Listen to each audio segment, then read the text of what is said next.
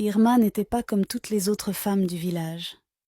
Elle vivait seule dans une très belle maison, se différenciait des autres par son calme et sa fortune. Elle avait énormément d'argent, possédait d'énormes maisons et de propriétés.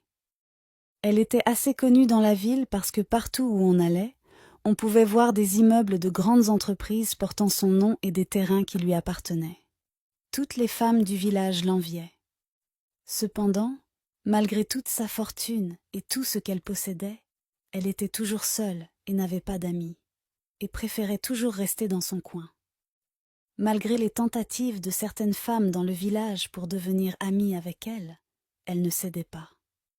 Elle aimait sa nature solitaire et s'y plaisait. Elle n'était pas égoïste, mais elle préférait sa tranquillité. Irma faisait un jour sa promenade comme à son habitude pour rentrer à la maison après de longues heures au travail quand elle entendit de loin le cri d'une dame en détresse. Elle suivit alors les cris pour savoir ce qui se passait quand elle vit de loin une dame assise à même le sol en train de pleurer chaudement. Elle se rapprocha alors d'elle pour savoir ce qui n'allait pas et pourquoi elle était dans cet état. La dame lui expliqua qu'elle venait de se faire violemment frapper par son mari, qui avait fini par la jeter dehors. Cela faisait déjà des années que la dame, Enno, vivait avec son mari dans des conditions aussi sévères, mais jamais il n'y a eu de changement. Chaque fois que son mari était en colère, il agissait toujours sauvagement avec elle et la battait comme un animal. À cause de sa violence, sa femme avait perdu non pas un, non pas deux, mais 3 grossesses. Irma était touchée par son histoire. Elle n'arrivait pas à comprendre comment un mari pouvait être aussi inhumain au point de battre sa femme et lui fait perdre 3 grossesses. Elle ne comprenait pas non plus pourquoi Enno était toujours avec lui, s'il ne lui apportait que souffrance. C'est là que la dame lui fit comprendre qu'elle n'avait pas le choix et qu'elle était toujours avec lui parce que son père lui devait énormément d'argent et qu'ils étaient incapables de payer les dettes. Pour compenser cela, son mari Usman avait imposé de l'épouser, et n'ayant plus d'autre choix, ils finirent par céder à ses menaces. Depuis ce jour, Enno vivait un calvaire auprès de son mari. Il ne s'occupait pas bien d'elle, la frappait et la maltraitait. Il savait qu'elle n'aurait nulle part où aller, alors il en profitait.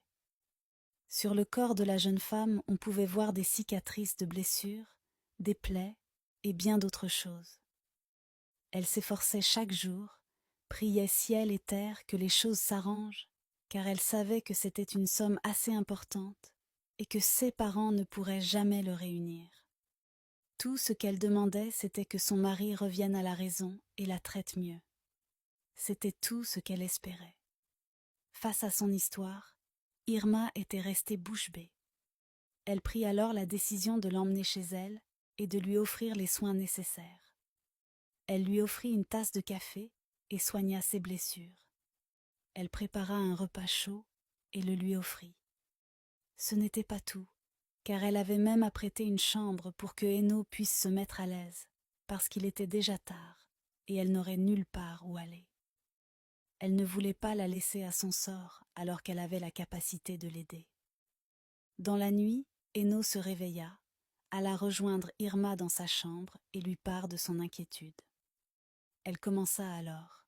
« Excuse-moi de te déranger si tard la nuit, mais j'ai une demande à te faire. Je suis vraiment reconnaissante pour tout ce que tu m'as offert et ton soutien. Tu es maintenant mon dernier espoir. Je voudrais que tu parles à mon mari pour le raisonner, afin qu'il revienne à de meilleurs sentiments. Tu es assez connue dans ce village, et je suis sûre que, avec ton influence, tu peux changer le cours de ma vie. » Voyant la tristesse dans ses yeux, Irma accepta de voir son mari le lendemain. Elle lui promit agir dans ce sens, et elles s'endormirent toutes dans leur chambre. Très tôt le